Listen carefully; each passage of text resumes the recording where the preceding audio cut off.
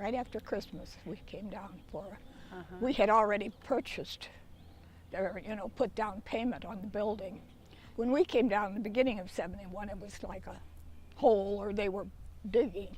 We had just gotten back from Hawaii, and I thought, when I saw the ads for Marco, it looked like Hawaii. So we flew into Miami, St. Louis to Miami, and they had Marco Airways, and flew us from Miami over to Marco. And they used to give pina coladas on the plane. But anyway, so we came down and looked, and we told this girl, we said, we also want to look in Naples, just, so we did. Well, of course, I didn't like, you come over that bridge and that's it, you're on an island. Well, we stayed at the Voyager, and that's when the mosquitoes were so bad. And my husband would walk up and down the beach trying to decide what floor he wanted, and he decided the 8th floor. Something about that's as high as the fire engines went, and I've never thought of 13 as a lucky number, but it was. So we got 813, and it was in the middle. And as I said, to me, that view of Tiger Tail is just, it's fantastic. I remember we went into Naples. There was nothing in Marco when we first came down, even when we came down to see when it was built, when it was finally up, and we came down, I guess, for the, to see her. When my husband came down, he flew down with one of the boys. And that's when he called me and said, we just bought 3 phone booths, because it looked so, the 2 bedrooms and the living area. And of course, without any furniture, it looked so small. Yeah. But it had a good balcony, yes, and a good view. And I said, that's all. When you can stand in the kitchen and look at the Gulf, yeah, what more do you want? It was fine. It was, the town center was the first thing, and so as I said, we would go into Naples because it was, easy to get there. Yeah. But then the thing started coming to Marco, and you didn't want to leave it. No. As they all love it, and that's why it was such a great deal, because of course they've been coming here. So I figured, the oldest was probably 20, and they were between the 5. The youngest was probably 10 or so. So I mean, this is where they grew up. It is. I have 9 grandchildren, yes, and a couple of them have been coming down. Mm-hmm. I mean, you just can't imagine what a difference it is. I mean, you go along and you'd think, none of this was here, and it's just so, it's just so amazing what they've done with this. And the unfortunate thing was that the environmentalists came in and stopped Deltona and threw the Mackles, because they had a great vision. And if they could have continued, it would have been so much better. But that now, like the hotel, which was the Marco Beach Hotel then, and they had the best brunches and dinners at night, and my boys just loved those. You could eat. Yes. But you go out of the Marriott and look at stand out. You could be in Hawaii. My husband used to say they should play Hawaiian music. Then after he retired, we would always come of course, in February or thereabouts, maybe for January and February, and then sometimes in the summer, but mainly we liked October and November. Those are the wonderful times. So we'd come like the middle of October and go home for Thanksgiving. Oh yes, they sprayed like crazy. Yes. The mosquitoes were just, particularly in the summer, and then to go out after dark, once the sun set.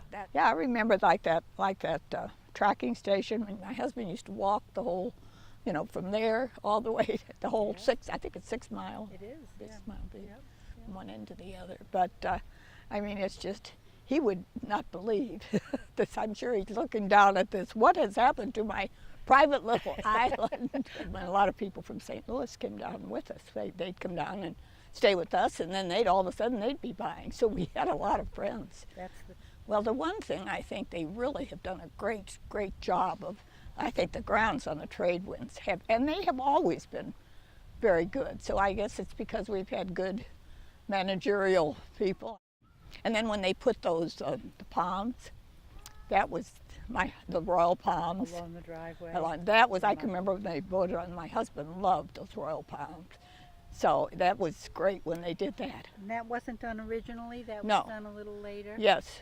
Oh, I didn't know that. In fact, our friends knew my husband enjoyed the royal palm, so after he passed away, they got a royal palm at the residence beach with his name. Oh, that's So every year I go down and look at the tree, and it's doing beautifully. You Well, come coming that- over the bridge, that's what the kiddos always say. There she blows, you know. And you could see the trade winds.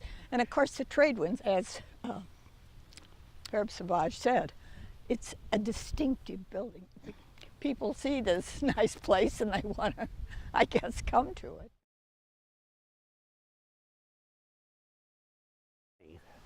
I'd like to tell you about the sign behind me. That sign was designed by a Mr. Rick Alloy, who was a guest of mine several years ago. And he was asked by the board of directors here to design a sign because the old one was the original when the building was first built. And anyway, so he decided he would. They offered him some money, but he declined to receive any. He said no, he wanted to do that as a favor to the building.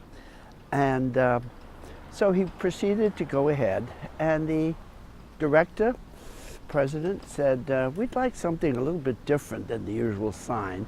So Rick went ahead and bought some large paper, and he started to design. The reason why he was able to do that is because he was the head of advertising for a very large advertising firm in New York City. And he was also an artist. He painted pictures and he also drew and was in the arts. Anyway, he went ahead and started to design. He wanted to incorporate pretty much what the idea was here in the Tradewinds, also the kind of life that people could live here on Marco Island. So he thought of the sunset, he thought of the water, the Gulf of Mexico, and he said, I'd like to see if I could put something like that in there. So he went ahead, he incorporated the beautiful sand beach, the lovely Gulf of Mexico water, and of course the sunsets, the evening sunsets that were so prevalent and so beautiful every night. Well, of course, because he was a designer, he designed the large T that you see at the beginning of the word Tradewinds. That's his design. And he made that large T followed by letters that he also designed so that your eye, the minute you see that sign, is going to see the word Tradewinds. The first and foremost word on that sign is Tradewinds. And so that's what he did. The other words were important, but not as important as the word Tradewinds. Then he went ahead and put in a tree, of course, the kind of tree that you see all the time in Southwest Florida. But he felt that by putting the branches up beyond the sign, what it did was to bring your eye past the sign and give you the idea of space. We know that when we're out at the beach, we feel this enormous feeling of space, which we normally don't have when we're cloistered in places like New York City. And so he made sure that those branches went beyond the sign itself. The rest of the sign was the sky, which really was up to the people that were going to paint the sign with different colors. And so they went ahead and they had it done. Of course, the round part, as you probably all know, represents the earth. And that was really pretty much the end of that. So I hope that when you go by this sign, he will be remembered because he passed away in 2002. And he's, as you go by, he's kind of saying, welcome to the Tradewinds. And he'll be remembered that way.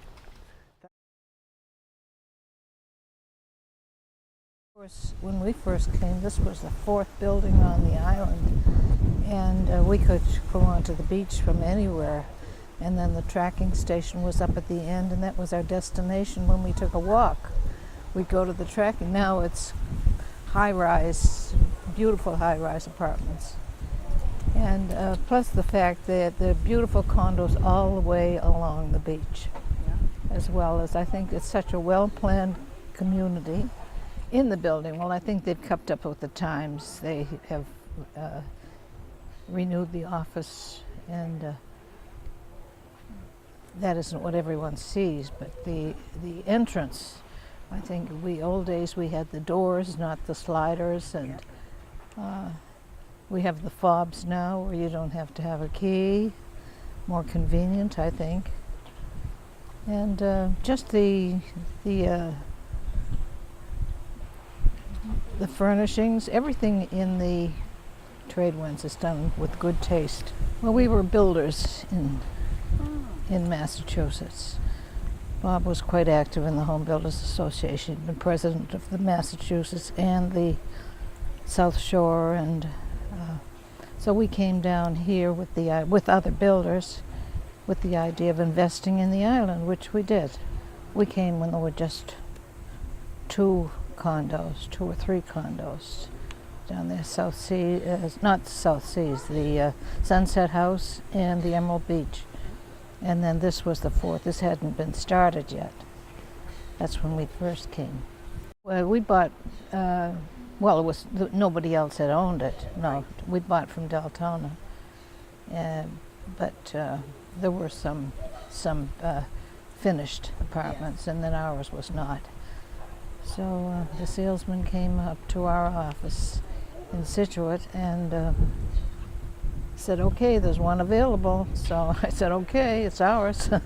Because at first, when we were working long hours, long days, we could only come like 2 weeks at a time, and then we'd go back and come back another time for a couple of weeks. And that's how we did until retirement. Is there anything you'd change about the Tradewinds? Heavens no. Heavens no. They've done a good job. Tell us a little bit about today, the pool. Well, it was a hurricane, and we came in the following day, I believe. And to our surprise, the pool was suspended. It was just hanging up. Everything had washed out from underneath it. And you wouldn't believe that it could be restored to a beautiful place it is now, but they did a fine job.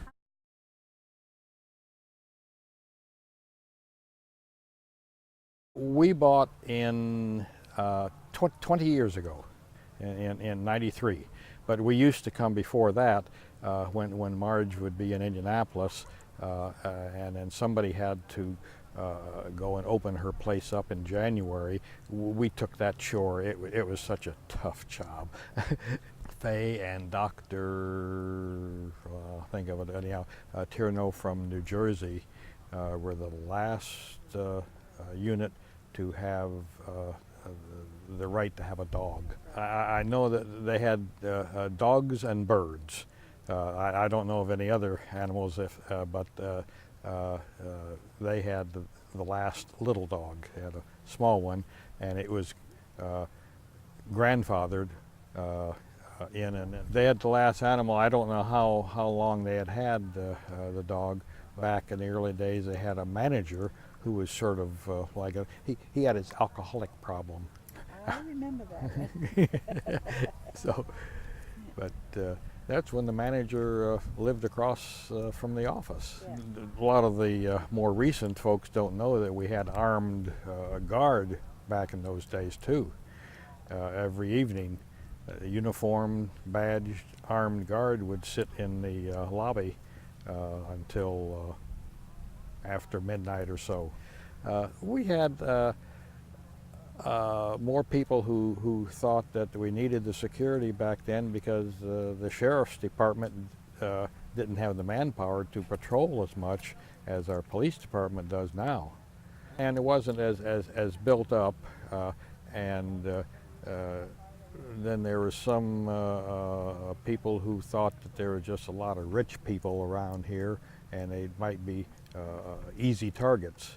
From an economic standpoint, the folks who owned in the Tradewinds 35, 40 years ago even were more moneyed than we are now because the place has been built up and they've moved to more expensive places.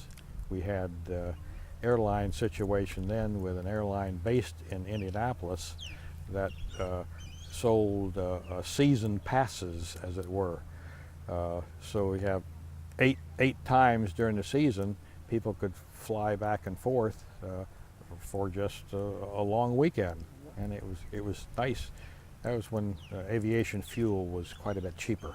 Two things, and they both have to do with expanding number of people.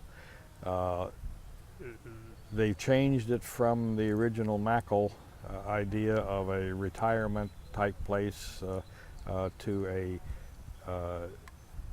spring break, which is fine, but a convention and hotels, and I wouldn't want to live at the south end because that's too many people and cars. Well, we've had a lot of friends that have been down and visit. We've had some that bought, and some that, like we have some friends that lease a place down near the end of the island. Yes, Marge lived here for 12 years, and she was age 70 when she moved here, and she became the first and only lady board member to become president. One is, we had a large assessment back a few years ago for the balcony restoration, and I recall that the person who noticed that and it reported it to the then manager suggested to the manager that we are going to have a problem, because so I mentioned it to him, but it took 3 years before somebody else did. Our balconies back before that, we had carpeting and other things on it, which was very nice. It looked nice and it felt nice, but it also kept the water on the balcony, making it difficult and causing, contributing to the damage. Well, I recall the plumbing situation was quite expensive, and it worried a lot of people that they were going to have damage to their apartments. I was very glad to have a finance team on the board that we've had for a good many years, starting with Mel Kelly, who were thinking in terms of rainy day funds that were sort of tucked away. It helps out because we still have some older residents who are on limited incomes, and they can't take the big hit for assessments.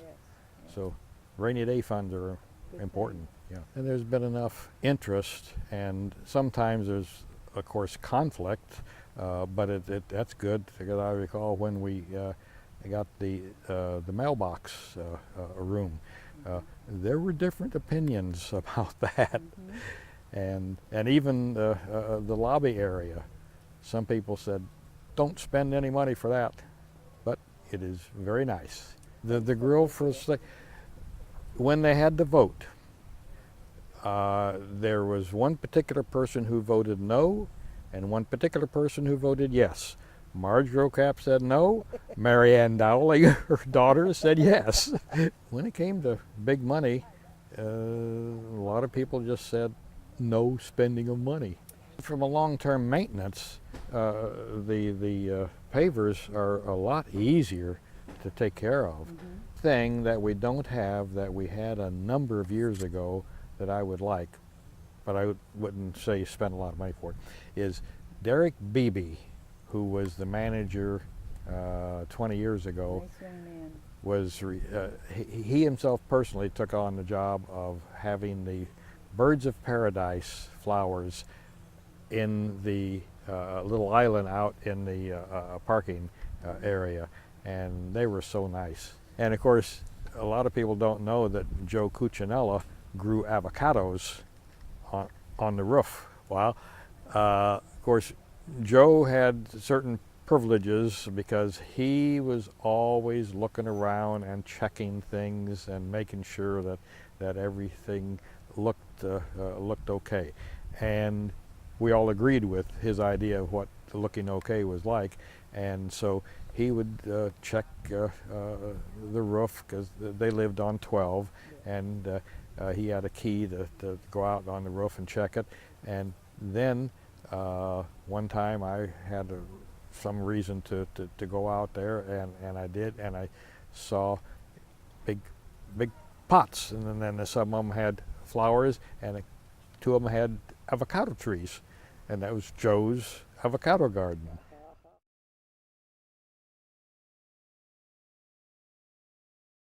This is Judge Longobardi from Delaware, an original owner in the Tradewinds. Well, that's a long story, but the short of it is that at that time I was in private practice, young lawyer, and met one of the franchisees of the Mackle brothers, who had the franchise for Delaware, Maryland, Pennsylvania, as I recall. And he brought some legal work to me regarding the commission contracts of the agents who were selling these properties, the whole island. And they were complicated contracts primarily because you could buy the lots on an installment basis, $10 or $20 a month. And a lot of the salesmen left the job after maybe one or two sales, so there was a problem about one collecting money and all of that business. So I got acquainted with him, and he kept raving about Marco Island until one day he finally convinced me to visit the island.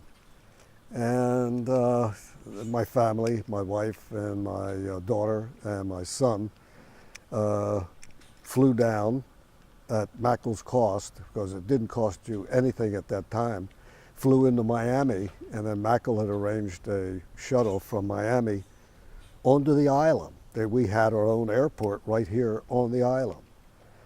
And we stayed in one of these garden apartments just across the road on Seaview.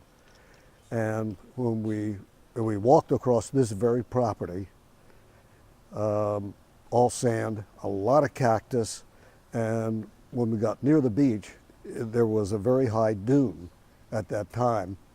The dune, I would say, was 12, 15, maybe even 20 feet high, enough for the kids to be able to slide down onto the beach. But I remember vividly there was cactus, a good bit of cactus, all along the top part of the beach.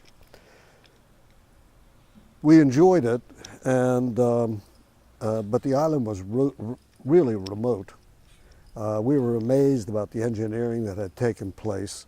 All the canals had pretty much been dug by that time, and it was a massive, massive undertaking. To see it raw, without the houses, without the buildings around it, it was masterful the way it was arranged. We finally got talked into buying when this building was commenced, and we came down again and actually walked through the building when it was under construction. We actually walked into my apartment when the walls were metal studs and concrete on the floor, nothing on the balcony except a wood barrier. And even then we could see the beauty of the place. And so we signed a contract and settled on the property in 1972. At that time, the island was, like I say, a true paradise. We seldom saw too many people on the beach. Literally, if we saw 4 or 5 people on the beach, it would be a crowded day. And the shell picking was extraordinary. There was a plethora of choices. to make.